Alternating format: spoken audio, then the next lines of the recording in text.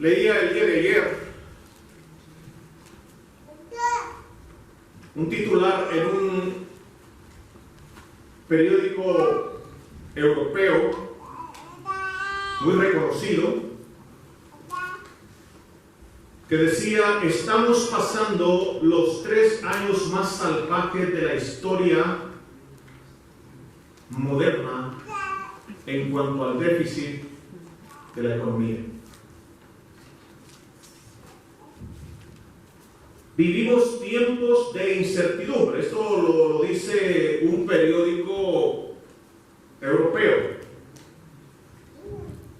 Estamos viviendo tiempos inestables, con una guerra que se está dando entre naciones, entre potencias, y estamos pendiendo de un hilo para que este conflicto no traiga consecuencias mayores.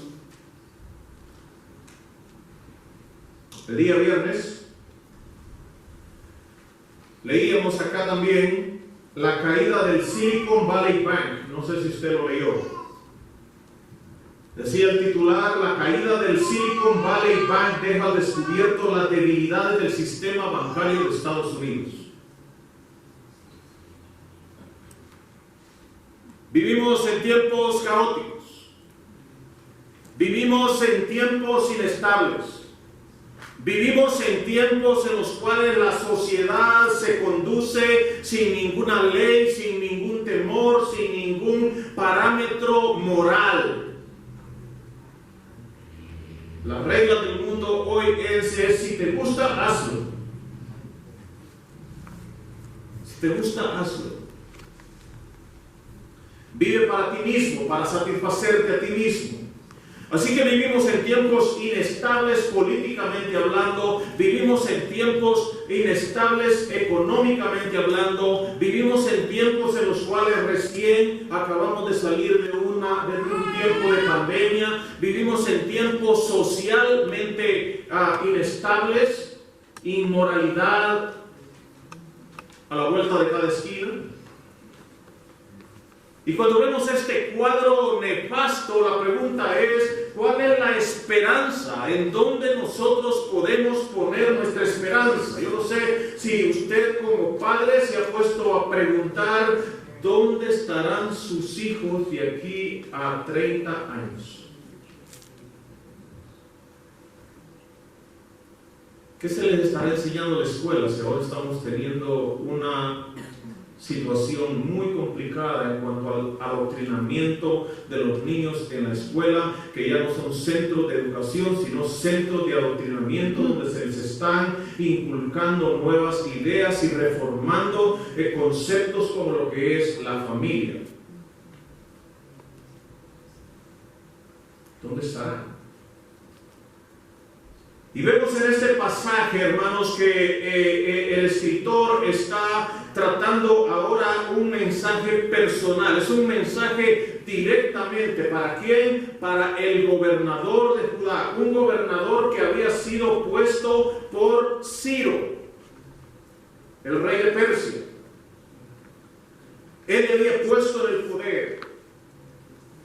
Y yo sé, ¿verdad?, que para algunos que no están muy familiarizados con las lecturas bíblicas, este mensaje quizás es un poquito confuso. Espero que Dios les ilumine. Amén. Pero sí quiero que veamos rápidamente, y voy a nombrar los 4 encabezados que quiero que veamos para que usted tome idea con ellos. Y lo primero que vamos a ver, hermanos, es que Dios es fiel a su palabra a pesar de nuestras faltas. Escúchenlo. Dios es fiel a su palabra a pesar de nuestras faltas. El segundo encabezado será: Dios está en control del futuro. El tercer encabezado es: Dios traerá justicia y juicio a todos sus enemigos y a todos los que confíen en Él. Y el último, hermanos, es: Dios promete un reino estable a través de Jesucristo para nosotros. ¿Cómo podemos tener esperanza? La pregunta. En un mundo tan caótico, como el que estamos viviendo, Zorobabel estaba saliendo de una situación bien difícil, estaban saliendo de un tiempo de cautiverio, y Dios ahora, a través de su palabra, viene con un mensaje directo para Zorobabel. Y lo primero que quiero que veamos es ahí, dice: vino por segunda vez palabra de Jehová a Ageo a los 24 días del mismo mes, diciendo: ¿habla a quién? A Zorobabel, gobernador de Judá. Y ahí hacemos nuestra primera parada. Usted que ha leído Biblia ya por muchos años, me imagino que está familiarizado con quién es Zorobabel, ¿verdad? Así que no tendríamos que hacer mayores explicaciones. Rápidamente podemos ver que Zorobabel es un hombre que es puesto en el poder. De acuerdo a lo que la Biblia nos dice, es gobernador de Judá. Judá había sido llevada cautiva a otro país a consecuencia de su desobediencia, a consecuencia de su pecado, a consecuencia de que Dios les hablaba a través de su palabra y tuvieron en poco la amonestación de Dios.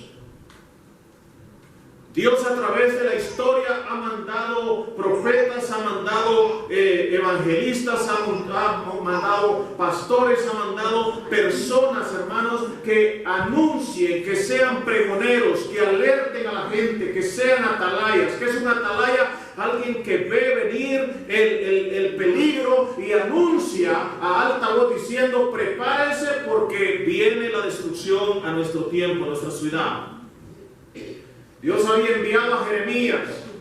Dios había sido con él trayendo un mensaje para Judá, diciéndole que se convirtieran de sus malos caminos, que dejaran de vivir para sí mismos, que confiaran en el Dios que les había sacado de la esclavitud de Egipto. Pero ellos no hicieron caso. Ellos estaban muy ocupados haciendo su vida, sin darle la más mínima importancia a las cosas de Dios. Estaban viviendo malagradecidamente porque Dios había sido bueno con ellos, sin embargo ellos no consideraban la bondad de Dios. Eso nos pasa muchas veces, ¿no es cierto? Si tan solo se parara el aire que respiráramos y nuestros pulmones pararan de respirar, nos diéramos cuenta de la importancia que es el aire, el oxígeno. Dios nos da todas las cosas. Amén. Dios es fiel a su palabra, es el primer encabezado. ¿Y por qué decimos eso, hermanos? Porque Dios se encargó, escuche bien, Dios se encargó de llevar a Zorobabel a ser puesto nuevamente como gobernante de su pueblo. ¿Por qué? ¿Qué tiene que ver eso? O sea, ¿por qué es importante eso? Porque Dios, hermanos, a través de la historia está desarrollando un plan.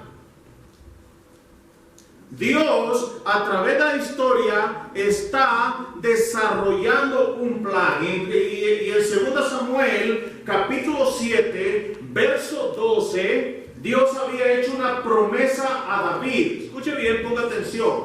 David, hermanos, había vivido 14 generaciones antes de que Judá fuera llevado preso en cautiverio a Babilonia. 14 generaciones antes. Y Dios había hecho una promesa a David en 2 de Samuel. Ahora voy a estar teniendo que ir porque tenemos a David ocupado. No me había dado cuenta.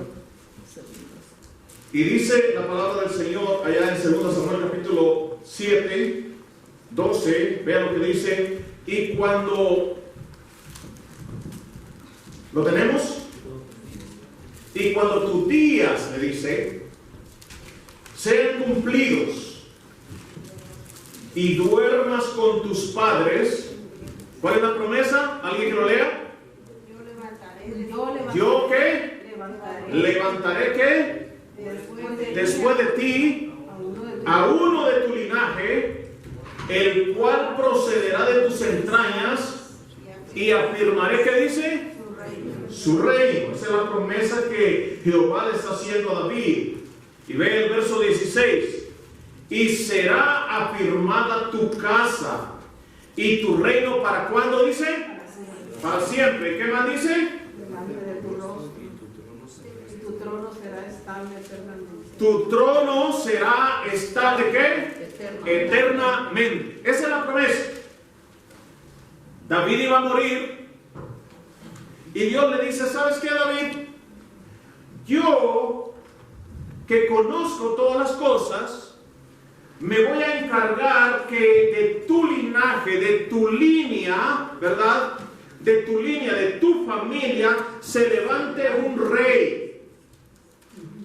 Y ese rey tendrá un reino para siempre, un reino eterno, le está diciendo. Así que Dios le está profetizando a David lo que Dios iba a hacer con su linaje. Y no solo eso, hermanos, no quiero entrar más en detalle, pero si vamos a Génesis capítulo 49, cuando Jacob está bendiciendo a sus hijos, hermanos, la bendición de sus hijos promete que el cetro no será quitado de la tribu de Judá. Ahora, ¿por qué es esto importante? ¿Por qué el tema que estoy el encabezado dice, Dios es fiel a su palabra a pesar de nuestras faltas? Porque, hermanos, el pueblo había sido llevado cautivo. El pueblo había sido llevado cautivo. Y uno de los del linaje de David, si vamos a Jeremías capítulo 22, yo que sé que hoy va a estar un poquito... lo tenemos ya. Vemos ahí Jeremías, por favor, gracias a César. Jeremías capítulo 22, veamos el 13. Miren lo que dice la palabra del Señor en Jeremías capítulo 22, verso 13, hablando, póngale cuidado a la casa a la casa linaje de David. Dice la palabra del Señor, hay del que edifica su casa sin justicia y sus salas sin equidad, sirviéndose de su prójimo de balde y no dándole el salario de su trabajo. ¿Qué es lo que estaba pasando ahí, hermanos? Había injusticia. ¿Quién era el que estaba siendo injusto? Joacim. ¿Quién era Joacim? Un descendiente del linaje de David. Pero este hombre estaba actuando injustamente. Y vea lo que sigue diciendo. Que dice, edificaré para mí casa espaciosa y salas airosas, y le abré ventanas, y la cubre de cedro, y la pinta de bermellón. Es una sentencia contra alguien que está viviendo muy lujosamente, que está explotando a los trabajadores con el fin de tener una casa bien amueblada, bien lujosa, bien buena. Reinará porque te rodearás de cedro, no comió y bebió tu padre e hizo juicio y justicia, y entonces le fue bien. Ahora viene el reclamo de parte de Dios. Le está diciendo, ¿cómo es posible que tú, viniendo de alguien que hizo justicia y juicio, y sabes tú que le hizo bien, cómo es posible que tú, siendo descendiente de él, estés haciendo tan mal? Y vea lo que sigue diciendo. Él juzgó la causa del afligido y del menesteroso, y entonces estuvo bien. No es como conocerme a mí, dice Jehová.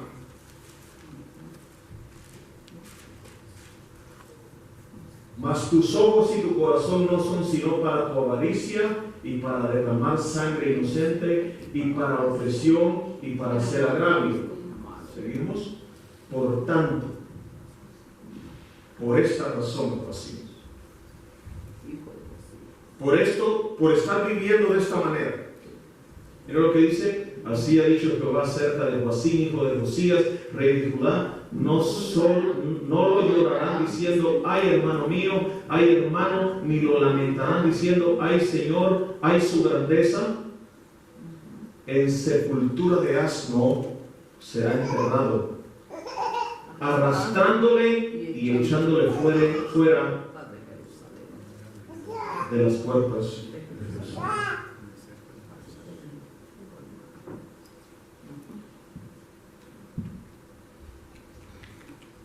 está diciendo Dios? A pesar de las faltas de Joacim, ¿qué fue lo que trajo la falta de Joacim y su hijo, hermanos? O sea que Dios, el reino de Joacim y de su descendiente, que era el que tendría que haber ascendido al trono directo a consecuencia de que era un hombre avaro, de que era un hombre explotador. Y Dios le dice, ¿sabes qué? Vas a morir de una manera despiadada, precaria. Nadie va a llorar porque te moriste. De hecho, la gente va a estar agradecida porque te moriste.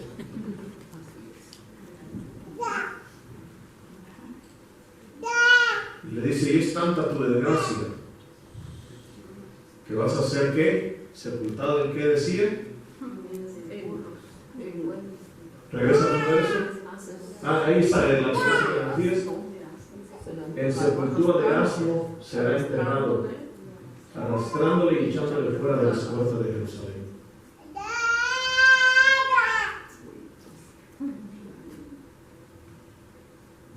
Dicho sea de paso, hermanos, las injusticias no pasan desapercibidas ante los ojos de Dios. Querido hermano y amigo, si tú crees que te saldrás con la tuya, no te vas a salir con la tuya. Tarde o temprano Dios te va a alcanzar con su juicio. No podemos, hermanos, estar jugando con Dios. Él es el creador y el sustentador de todas las cosas. Somos hechura de Él, hermanos. Y si nosotros no tomamos en cuenta eso, hermanos, un día vamos a tener que vernos con la justicia divina. Ahora, hermano, ¿qué es lo que está queriéndonos decir? ¿Por qué el tema de Dios es fiel a su palabra? Hermanos, porque a pesar de que Joacim y a pesar de que el hijo habían fallado y habían sido llevados cautivos y parecía que se había perdido toda la esperanza para que el linaje de David volviera a tener el trono, vemos que Dios se encargó de promover a través de Ciro a un príncipe de la tribu de Judá para volver a restablecer la línea que se había descontinuado. ¿Me entendió? Si no, se lo repito. O sea, puede ver cómo Dios, ¿por qué? Hermanos, porque es como que dijeron de esta manera: todos ustedes están siendo llevados presos a un lugar porque ustedes todos son injustos, son depravados, y Dios los está enjuiciando. Los va a meter en juicio a una purga de 70 años. Esa era la purga que iba a ser. En el año 597 antes de Cristo se dio este acontecimiento. Ahora, vea lo que quiero decir. Entonces, mire cómo son las situaciones. Ahora yo libero, o la persona Ciro libera a todos los cautivos, y él, hermanos, dice: tú, tú, Zorobabel, tú vas a ser restablecido para ser gobernador de la tribu de Judá. Y llega a él un descendiente de David. Dios está cumpliendo su palabra. Dios es fiel a su palabra, Dios es fiel a su pacto, Dios es fiel a sus promesas, hermanos. Y en un mundo en caos podemos confiar, porque la palabra de Dios dice: el cielo y la tierra pasará, pero mi palabra no pasará. Aunque la casa de Joacim fue destruida, hermanos, Dios se encargó de promover a Zorobabel como siervo y gobernador de la tribu de Judá. Mire lo que dice Daniel 2:21.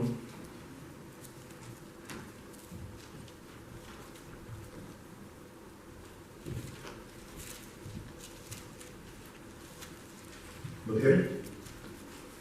Mire, leamos todos qué dice. Él muda los tiempos.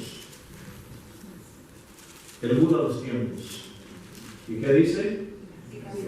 Quita reyes y pone reyes. Y pone reyes. Da la sabiduría a los sabios Y la ciencia a los y la ciencia a los sabios. sabios.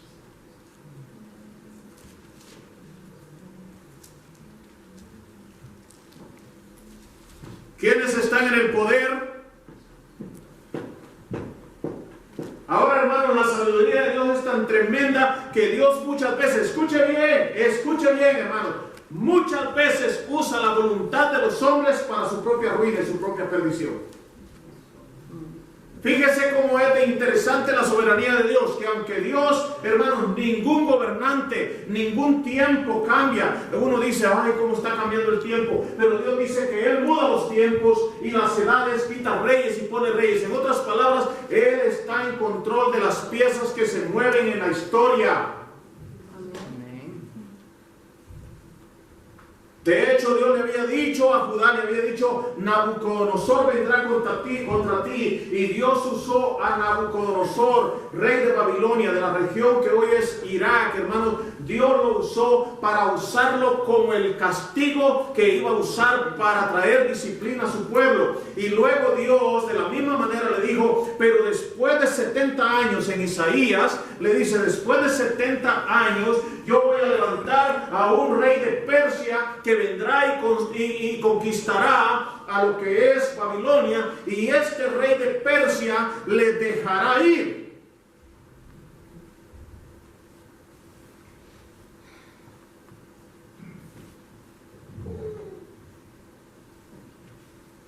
Él muda los tiempos, las edades, quita reyes, los reyes. Él es fiel a su palabra, a pesar de nuestras faltas. Filipenses 1:6 dice, estando seguro de esto, que el que comenzó en nosotros la buena obra, la perfeccionará hasta el día de Jesucristo. Pablo dice, estoy convencido de que empezó la buena obra en mí. Si tú eres cristiano, debes estar convencido de lo siguiente, que si tú eres hijo de Dios, Dios está trabajando en tu vida y Dios no va a parar de trabajar en tu vida hasta que llegue su presencia. ¿No es eso alentador, hermanos? Que nuestra vida está en las manos de Dios, que Él conoce los tiempos. Luego sigue diciendo el 21, habla Zorobabel, gobernador de Judá, diciendo, mire, yo haré. ¿Quién? Yo haré temblar los cielos y la tierra, y trastornaré el trono de los reinos, y destruiré la fuerza de los reinos de las naciones, trastornaré los carros y los que en ellos suben, y vendrán abajo los caballos y sus jinetes, cada cual por la espada de su vida.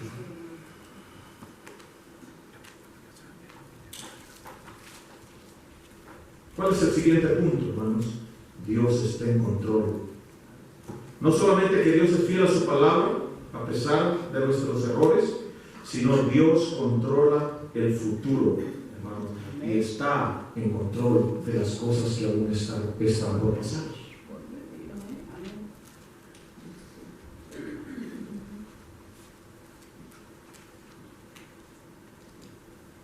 Juan Calvino dijo algo interesante que a muchos les puede parecer difícil de digerir.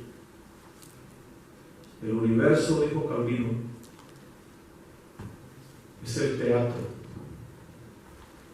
donde Dios está desplegando su gloria.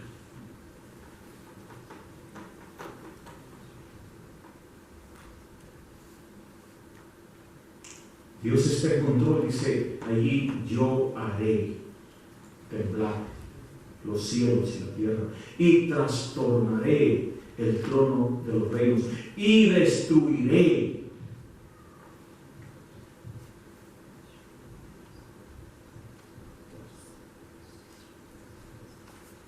toda la gente le gusta escuchar que Dios es amor, ¿no? Sí, pero Dios no solo es amor, Dios es justo, Dios es bondadoso, Dios es misericordioso, pero Dios también es ira, Dios es justicia. No evite al Dios que usted quiere tener. O sea, hay gente, ¿verdad?, que le quita a Dios y le agrega a Dios. O sea, que ellos hacen un Dios conforme a su imagen y su semejanza. Ellos dicen, no, esto no me gusta de Dios, lo quito, le agrego esto que me gusta. Él es amor, Él perdona a todo el mundo, Él lo va a llevar a todos al cielo. Ese es el Dios, pero ese no es el Dios de la Biblia, es el Dios que la gente se imagina. El Dios que quieren crear ellos mismos. Pero el Dios de la Biblia, hermanos, nos muestra aquí un estado difícil, hermanos, en el cual nos muestra, dice, en el futuro Zorobabel, confía en mí. Yo estoy en control de la situación. Yo voy a hacer temblar. Yo voy a ejecutar. Yo voy a llevar a cabo esta obra con el mundo. Lo cual nos permite ver, hermanos, que aunque nosotros veamos una crisis, Dios está en control. En Génesis capítulo 15, verso 13 al 16, encontramos una situación interesante. Pongan atención. Hay una profecía ahí en Génesis capítulo 15. Verso 13 al 16, dice la palabra del Señor. Entonces Jehová dijo a Abraham, mire, pongan atención. Ten por cierto que tu descendencia morará ¿en qué? En tierra ajena. ¿Y qué le dice? Y será esclava allí. Y será oprimida, ¿qué dice? 400 años. Ahora yo pregunto, hermanos, ¿cuántos estuvieran de acuerdo con que Dios les diga eso? No, la gente quiere que Dios les diga, en el nombre del Señor vas a prosperar, una casa te va a hacer venida del cielo, vas a tener carro, vas a pedir lo que quieras, y eso es lo que la gente quiere.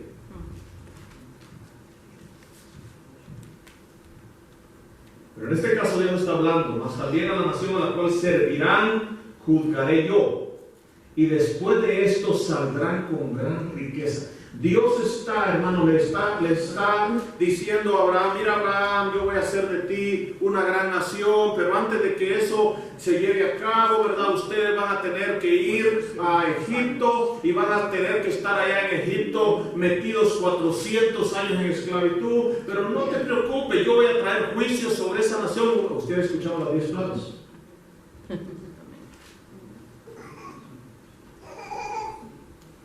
¿Y sabes qué? Voy a hacer algo más por ti. Les dice, voy a enjuiciar a esa nación y ustedes van a salir de ahí llenos de riquezas. Si usted lee el relato histórico, hermano, usted se da cuenta que cuando el pueblo de Israel iba saliendo, la gente les iba dando ¿qué? Todas sus cosas, oro, y salieron enriquecidos de ese lugar.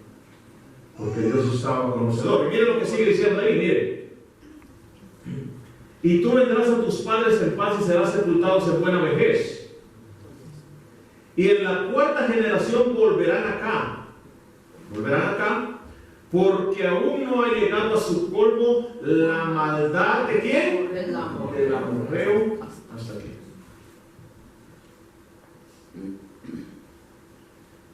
O sea que Dios está diciéndole a Abraham, mira, va a pasar esto, prepárate porque van a ir a ser esclavos a Egipto, pero yo voy a juzgar a la nación, los voy a sacar de ahí, les van a dar dinero, los van a enriquecer con oro, plata y muchos enseres, y van a salir de ahí enriquecidos, y cuando ustedes salgan van a volver acá, y van a volver acá para juzgar ¿a quién? Al amorreo. Porque ustedes van a venir a conquistar la tierra de nuevo. Y van a tener que destruir todas estas naciones. ¿Por qué las van a destruir? Porque dice la palabra, y a la cuarta generación volverán acá porque aún no ha llegado a su colmo la maldad. O sea que Dios estaba diciendo al amorreo, tantito más, ya se va a llenar el vaso. Ya se va a llenar el vaso. Y cuando se llene el vaso, entonces yo voy a traer juicio contra ustedes. ¿A quién voy a traer para enjuiciar a los amorreos? Al pueblo de Dios, a través de el general Josué, que fue el que llegó a ejecutar el plan de Dios para con el pueblo de los amorreos.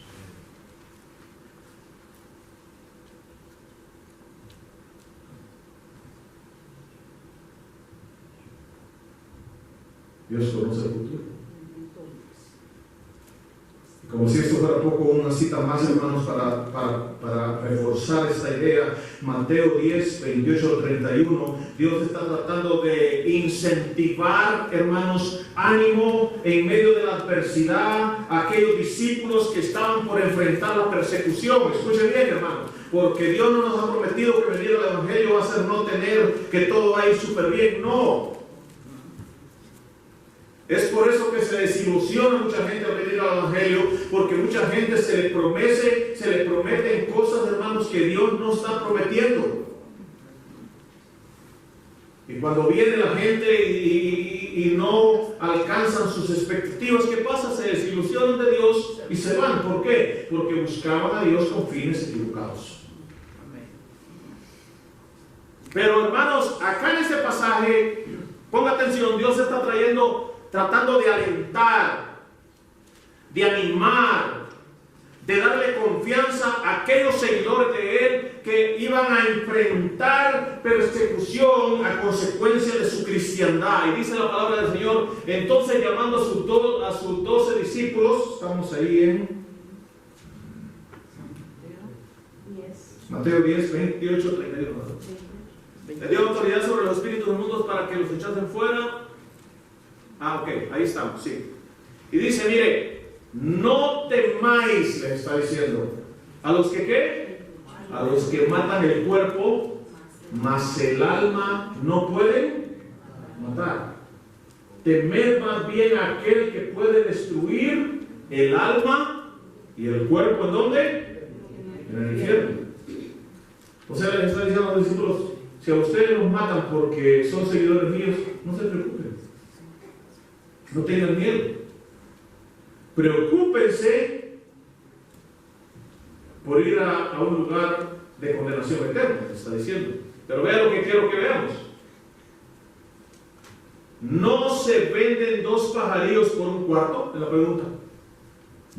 Y vea bien, con todo, todos, ninguno de ellos cae a tierra sin vuestro Padre.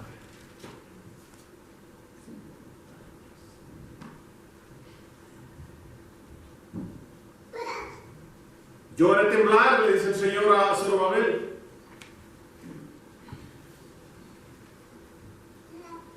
Yo removeré los cimientos de la tierra, de las naciones. Va a haber un día en el cual el Dios Todopoderoso, hermanos, hará sacudir a cada ser humano y entonces toda rodilla se doblará. Y confesará que Jesucristo es el Señor. Porque Dios está en control. Y Dios dice, no cae, pero ni siquiera un pajarillo cae a tierra sin el conocimiento de Dios. Y no valéis vosotros mucho más que ellos, le dijo, hombres de poca fe. Así que sea cual sea la situación que estás pasando, déjame decirte esta noche, Dios sabe lo que estás viviendo. Y Dios sigue estando sentado en su trono, Dios sigue reinando a pesar del caos, Dios sigue estando en control de todas las cosas. Y es lo que Dios le está tratando de decir a Zorobabel, con el fin de animarle, con el fin de alentarle, con el fin de decirle, Zorobabel, tú eres el gobernador, tú eres pequeño, tú has sido llamado a hacer una obra para mí y no te desanimes, yo estoy contigo, yo voy a hacer todo esto que te estoy mostrando a través de mi palabra, con el fin de que tú cobres ánimo, confianza y puedas alentarte para hacer la obra que yo te he llamado a hacer.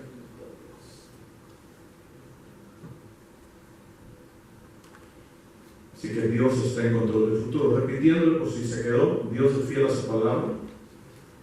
1, 2, Dios controla el futuro. 3, 4, Dios enjuiciará a sus enemigos. Justicia. ¿Anhela usted justicia cuando ve el mal?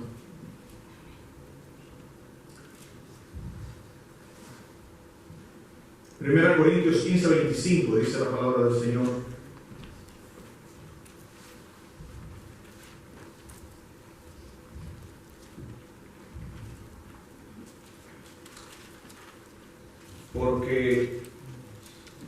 Porque preciso es que Él reine. ¿Hasta que qué dice? Hasta que haya puesto a sus enemigos por debajo de sus pies.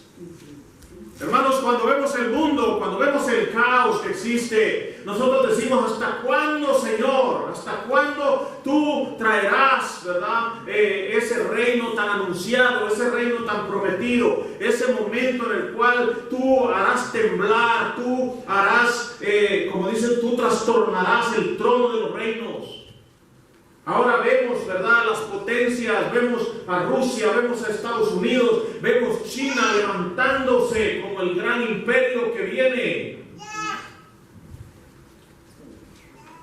Y la gente dice, no hay salida, no, todo está. China va a tomar control. Si no, vaya a su casa y revise todo lo que tiene en su casa, chinos.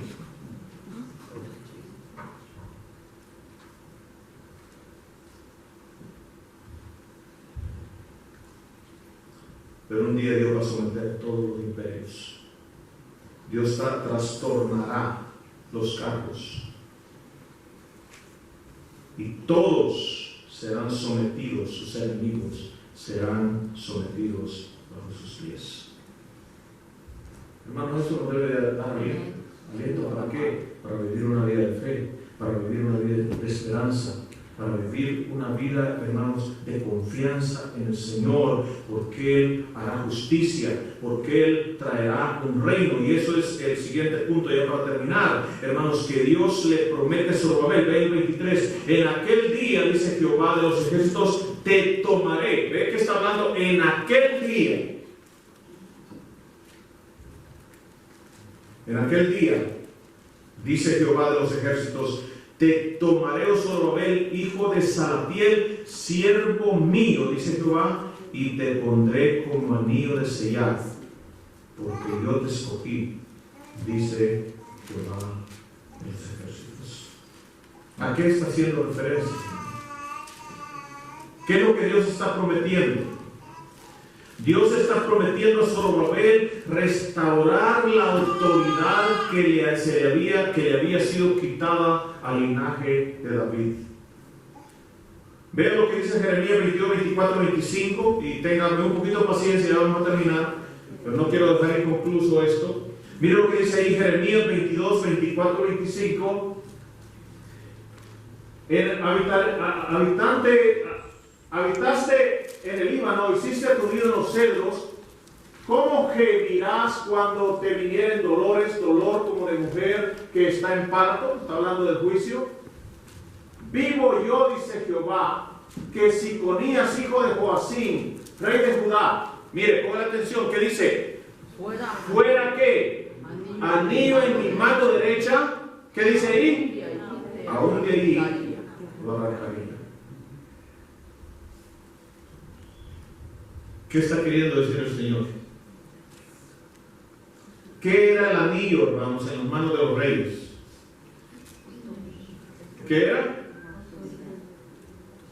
Era el sello, hermanos, que le daba autoridad. Si usted enviaba una carta, ¿verdad? Entonces usted ponía el sello que traía en su mano, lo ponía en arcilla y, hermano, usted sellaba las cartas, los documentos. Y cuando llegaban los documentos legales, esos documentos legales tenían autoridad porque iban sellados con el sello del rey. Dios le estaba diciendo a Conías, el hijo de Joacim, como ya mencioné, que el juicio que traía era severo. Dice, y aunque tú seas un anillo en mi mano, yo te voy a echar de mí.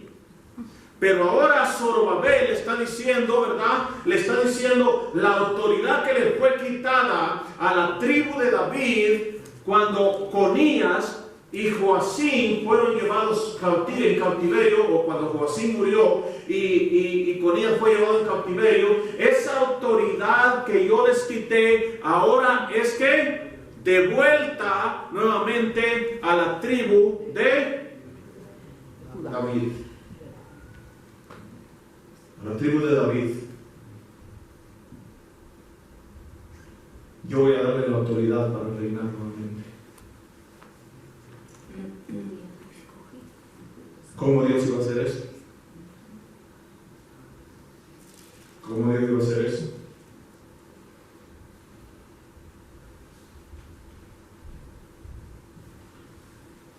Capítulo 2, verso 7: haré temblar a todas las naciones y vendrá el deseado de todas las naciones.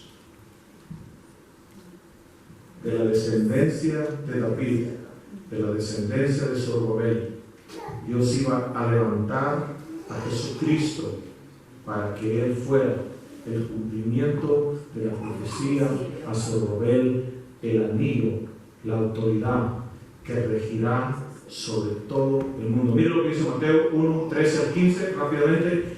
Veamos ahí en la genealogía, y es por eso importante la genealogía. Mire, Zorobabel, ¿qué es lo que está tratando? Demostrar que Cristo venía del linaje de David. Zorobabel engendró a Abiú a Eliakim, y Eliakim a Azor. Azor engendró a Sadoc a Akim a Eliud engendró a Eleazar a Matán a Jacob, y Jacob engendró a José, marido de María, de la cual nació Jesús, llamado el Cristo.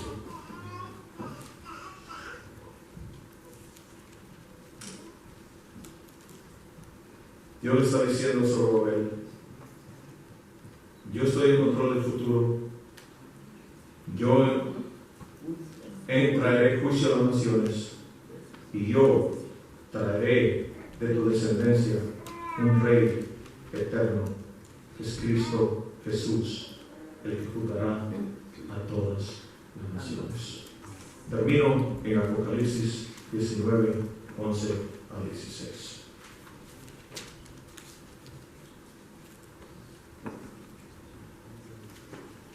Apocalipsis 19, 11 al 16.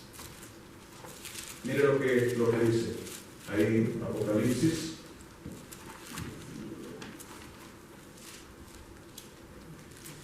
...19, 11 al 16. Entonces vi el cielo abierto, y he aquí un caballo blanco, y el que lo montaba se llamaba como Fiel y verdadero, y con justicia juzgará y peleará. Sus ojos eran como llama de fuego, y había en su cabeza muchas diademas, y tenía un nombre escrito que ninguno conocía sino él mismo. ¿Cuál es el nombre? Estaba vestido de ropas teñidas de sangre, y su nombre es ¿qué?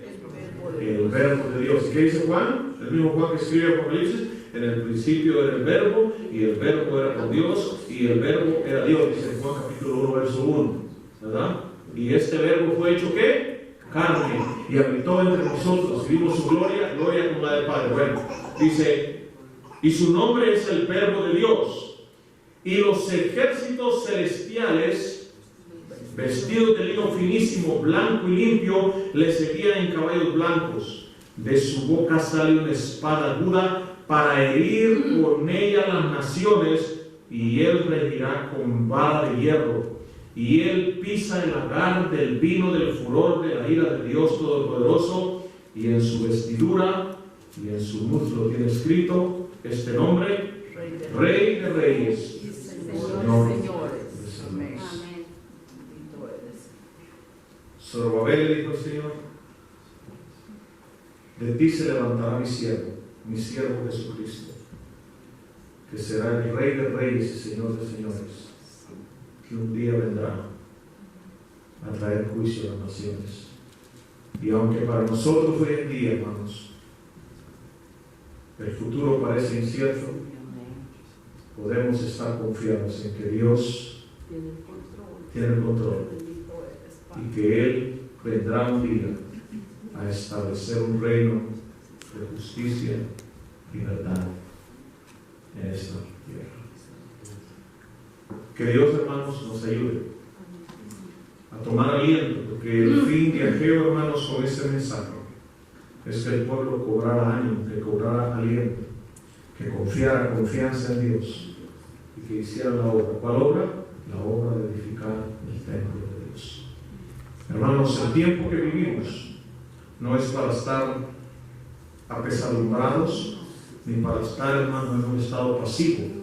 Contrario a eso, conociendo lo que Dios va a hacer, debemos de vivir en un estado esforzándonos por hacer la obra que a Dios le agrada.